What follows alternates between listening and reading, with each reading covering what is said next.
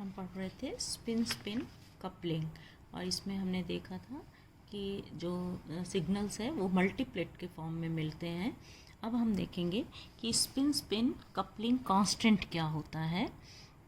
It is a measure of effectiveness of spin spin coupling, या यूँ कहें कि distance between the centres of two nearby peaks of a multiplet is constant and this is called spin spin coupling constant. Suppose हमने अभी देखा था कि हमें कोई सिग्नल मिल रहा है और उसमें हमें एक इस तरह का मल्टीप्लेट मिल रहा है, सपोज ट्रिपलेट मिल रहा है, दिस इज ट्रिपलेट।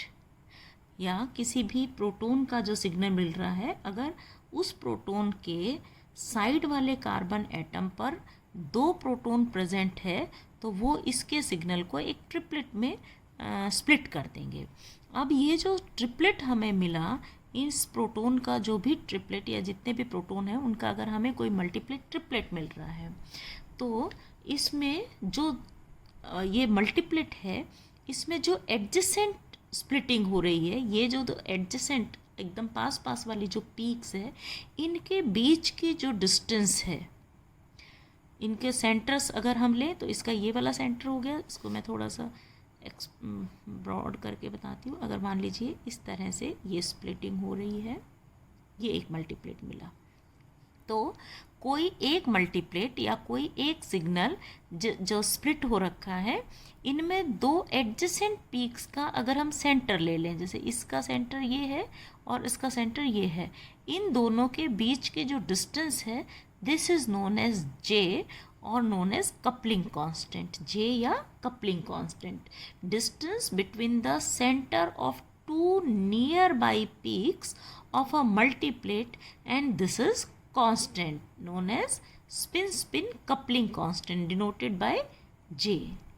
इसको जे से हम शो दिखाते हैं, शो करते हैं, और इसकी जो यूनिट है कपलिंग कांस्टेंट की, वो है साइकिल पर सेकेंड या हर्ट्ज। हर्ट्ज में या साइकिल पर सेकेंड में हम इसको डिनोट करते हैं। कपलिंग कांस्टेंट की जो वैल्यू है, क्योंकि हम कह रहे हैं कांस्टेंट है, मीन्स ये हमेशा स्थिर रहता है, या यूँ कहें it does not depend on the applied magnetic field, strength of applied magnetic field. Coupling constant जो जे है, जिसको हम हर्ट्ज में शो करते हैं, इसकी वैल्यू कांस्टेंट होती है। It does not depend on the applied magnetic field, हम एक्सटर्नल मैग्नेटिक फील्ड अप्लाई कितना कर रहे हैं, क्या स्ट्रेंथ है, उस पर जे डिपेंड नहीं करता है। इसकी जो वैल्यू है वो जनरली 1 से 20 हर्ट्ज के बीच में आती है, कपलिंग कांस्टेंट की वैल्यू। एंड इसका जो यूज़ है मेन ये भी कई तरह से होते हैं कि जो प्रोटॉन है वो उनकी पोजीशन क्या है, कपलिंग कांस्टेंट की वैल्यू क्या होगी, दिस डिपेंड्स कि जो प्रोटॉन है जिसका हमें सिग्नल मिल रहा है वो जेमिनल है। जेमिनल मतलब एक ही कार्बन एटम पर प्रेजेंट है। जेमिनल कपलिंग कांस्टेंट, अगर इस तरह के जो प्रोटॉन है जो एक ही कार्बन एटम पर प्रेजेंट है उनका, या जो विसिनल है साइड वाले आसपास के एक जैसे नेचर के दो अलग अलग कार्बन एटम पर, जैसे मान लीजिए CH3 CH3, ये है 6 प्रोटॉन एक जैसे हैं लेकिन अलग अलग कार्बन एटम पर प्रेजेंट है, तो इनका जो कपलिंग कांस्टेंट मिलेगा that is known as vicinal coupling constant. अगर इस तरह से है CH3 CH2 Cl, ये 3 प्रोटॉन, ये जो प्रोटॉन है ये एक ही कार्बन एटम है, this is geminal coupling constant. और इसी तरह से एक होता है लॉन्ग रेंज कपलिंग कांस्टेंट। तो ये कहाँ कहाँ पर कैसे कैसे प्रेजेंट है, उसके अकॉर्डिंग हम कपलिंग कांस्टेंट की वैल्यू निकालते हैं। तो कपलिंग कांस्टेंट क्या हुआ, कोई भी जो मल्टीप्लेट हमें मिल रहा है उस मल्टीप्लेट में दो एडजेसेंट पीक्स के सेंटर्स के बीच की जो डिस्टेंस है, जैसे या तो ये ले लें या ये वाले दो एडजेसेंट पीक ले लें। अगर मान लीजिए इस तरह से क्वार्टेट हमें मिलता है एक इस तरह से, तो इन दोनों के बीच के सेंटर की डिस्टेंस या ये वाली सेंटर की डिस्टेंस कोई भी हम ले लें, या इन दोनों के सेंटर के बीच की डिस्टेंस ये जो है, या ये जो पीक है इसकी distance, this is known as J. And this is सबसे बड़ी बात कि ये एक्सटर्नल मैग्नेटिक फील्ड पर डिपेंड नहीं करती है। इसका मतलब कि अगर हमने देखा था इथाइल क्लोराइड है CH3CH2Cl, इथाइल क्लोराइड, इसके हमें 2 सिग्नल मिले थे। CH3 जो था, CH3 अप फील्ड में मिलेगा, CH2 डाउन फील्ड में मिलेगा। CH3 का हमें क्या मिलेगा, 2 प्रोटॉन साइड में प्रेजेंट है तो 2 इसको ट्रिपलेट में डिवाइड कर देंगे, और CH3 का जो सिग्नल, जो CH2 का जो सिग्नल मिल रहा है वो CH3 की प्रेजेंस के कारण 3 प्रोटॉन है तो इसको 4 में स्प्लिट कर देंगे, मतलब इस तरह से एक क्वार्टेट मिलेगा। ये 2 सिग्नल मिल रहे हैं। अब यहाँ पर एडजेसेंट पीक के जो बीच की डिस्टेंस है वो जे है, इन 2 के बीच की डिस्टेंस है ये जे है। अब अगर हम एक्सटर्नल मैग्नेटिक फील्ड, मान लो ये इस पर ये 2 सिग्नल हमें मिल रहे हैं, इसके स्ट्रेंथ को हम बढ़ाएं तो क्या होगा कि ये जो सिग्नल्स मिल रहे थे इनकी दूरी बढ़ जाएगी। ये इस तरह से क्वार्टेट, और दूसरा ये जो ट्रिपलेट है वो यहाँ पर, मतलब ये वाली जो डिस्टेंस थी ये डिस्टेंस इसमें चेंज हो गई, ये डिस्टेंस बढ़ गई। क्यों? क्योंकि हमने मैग्नेटिक फील्ड की स्ट्रेंथ जो है वो इंक्रीज़ कर दी, ये ज़्यादा मैग्नेटिक फील्ड है।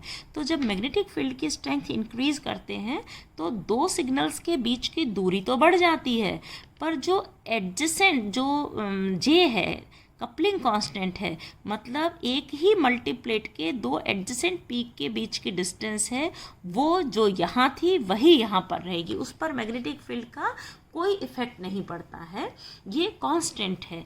इसीलिए इसको हम स्पिन कपलिंग कांस्टेंट कहते हैं। इसका हम यूज़ कैसे कर सकते हैं कि जैसे मान लीजिए हमें कोई एक सिग्नल मिल रहा है, क्वार्टेट मिल रहा है, सपोज यहाँ पर ये क्वार्टेट है। अब ये क्वार्टेट ऐसा भी हो सकता है कि हमें 2 डबलेट, कोई ऐसा कंपाउंड हो जिसके कि 2 डबलेट मिलने हो, इस तरह से एक ये डबलेट है और एक ये डबलेट है, और मैग्नेटिक फील्ड की स्ट्रेंथ कम है तो ये पास पास आ गए दोनों डबलेट, और इस तरह से हमें दिखते हैं पास पास आने पर ऐसे। तो हम क्या इसको एज्यूम कर सकते हैं, जब रीड करते हैं तो हम कैसे इंटरप्रेट कर सकते हैं कि ये हमें एक क्वार्टेट मिल रहा है, क्योंकि ये दोनों पास पास है, मैग्नेटिक फील्ड की स्ट्रेंथ कम है, वो इतनी नज़दीक स्ट्रक्चर देते हैं कि एक हमें ये क्वार्टेट देखने को मिलता है। इसका मतलब हम ये सोचेंगे या हम ये इंटरप्रेट करेंगे कि ये एक क्वार्टेट है। पर अगर हमने मैग्नेटिक फील्ड की स्ट्रेंथ को बढ़ा दिया, B0 की स्ट्रेंथ को हायर मैग्नेटिक फील्ड पे लेते हैं, तो अगर ये दोनों अलग अलग हो गए तो इसका मतलब एक डबलेट ये है और एक डबलेट ये है, जो कि कम मैग्नेटिक फील्ड था तो पास पास आके हमको ऐसा एज्यूम हो रहा था कि ये क्वार्टेट है। लेकिन अगर ये भी अलग अलग होता, 4 सिंगलेट होते तो ये भी दूर दूर हो जाते, पर यहाँ पर ये डबलेट है। अगर ये कांस्टेंट है, कितना भी मैग्नेटिक फील्ड बढ़ा लो ये कांस्टेंट रहेगा, मतलब ये एक डबलेट है और ये दूसरा डबलेट है। और मैग्नेटिक फील्ड की स्ट्रेंथ कम थी तो ये 2 डबलेट पास पास आ गए थे। जब हमने मैग्नेटिक फील्ड की स्ट्रेंथ को बढ़ा दिया, B0 की वैल्यू को बढ़ा दिया, तो ये दूर दूर हो गए। तो मैग्नेटिक फील्ड की स्ट्रेंथ बढ़ाने पर ये तो कांस्टेंट रहेगा, मतलब एक ही पीक का जो कपलिंग कांस्टेंट है that will be constant. But 2 अगर पीक्स पास पास आके हमको एक मल्टीप्लेट दिखाई दे रहा है तो वो अगर मैग्नेटिक फील्ड की स्ट्रेंथ बढ़ाओ तो वो सिग्नल दूर दूर हो जाएंगे, लेकिन एक ही सिग्नल की पीक्स के बीच की डिस्टेंस कांस्टेंट रहेगी। This is coupling constant. तो कपलिंग कांस्टेंट जो है वो B0 के इंडिपेंडेंट है, एक्सटर्नल मैग्नेटिक फील्ड की स्ट्रेंथ के अकॉर्डिंग जे चेंज नहीं होता है। लेकिन अगर 2 सिग्नल अलग अलग है, मैग्नेटिक फील्ड की स्ट्रेंथ बढ़ाने पर ये दूर दूर हो जाएंगे। लाइकवाइज अगर मान लीजिए हमारे पास एक डबलेट मिल रहा है इस तरह से, और हम ये माने कि ये डबलेट ही है, तो मैग्नेटिक B0 पर अगर हमने B0 की वैल्यू को इंक्रीज कर दिया और ये अलग अलग हो गए, मतलब ये दो सिंगलेट थे, अलग अलग थे। और अगर ये डबलेट ही है, एक ही कंपाउंड का मान लो है, उसका हमें सिग्नल मिल रहा है और मैग्नेटिक फील्ड की स्ट्रेंथ कितनी भी बढ़ा दो, अगर ये कांस्टेंट रहता है, इस पर असर नहीं पड़ता, इसका मतलब ये वास्तव में डबलेट था। ये दो सिंगलेट नहीं मिले थे, ये एक्चुअल में एक डबलेट ही था। तो हमें जो जे है कपलिंग कांस्टेंट है, उसकी वैल्यू स्थिर रहती है, वो मैग्नेटिक फील्ड की स्ट्रेंथ पर डिपेंड नहीं करती है। और इससे हमें जो अलग अलग सिग्नल्स मिलते हैं उनको डिफाइन करने में या उसका सही पता करने में कि ये कौन सा मल्टीप्लेट है, उसको क्लियर करने में पता लग जाता है।